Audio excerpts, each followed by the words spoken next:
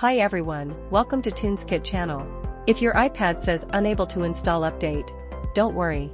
This issue is usually caused by insufficient storage, network problems, or iPadOS system glitches. In this video, I'll show you 3 effective ways to fix it and update your iPad successfully. Method 1, check storage space and Wi-Fi connection. Go to Settings. Tap General. Then iPad Storage. Select unnecessary apps or files, choose Offload app or Delete app. Next, check your Wi-Fi connection. A weak or unstable network can interrupt the update process. Try reconnecting to Wi-Fi or restarting your router before downloading the update again. Method 2, update iPad using iTunes or Finder. Connect your iPad to a computer. Open Finder or iTunes. Select your device. Click Update. Then follow the instructions to install the latest iPadOS version. Method 3, use TunesKit iOS System Recovery. If your iPad still cannot install the update, there may be a system issue. In that case, you can use TunesKit iOS System Recovery to update your iPad.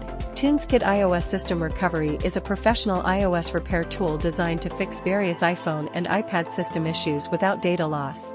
It can repair problems like stuck on Apple logo, recovery mode loop, update errors, and more on most iOS devices. First, install the software on your computer. Connect your iPad using a USB cable. Open TunesKit and choose Upgrade/Downgrade iOS. Click iOS Upgrade. Next, confirm your device information and choose the firmware version. Click Download.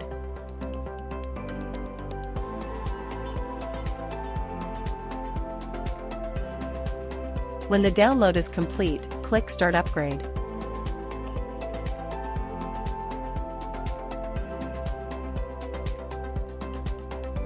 Once the process is complete, your iPad will be updated without data loss.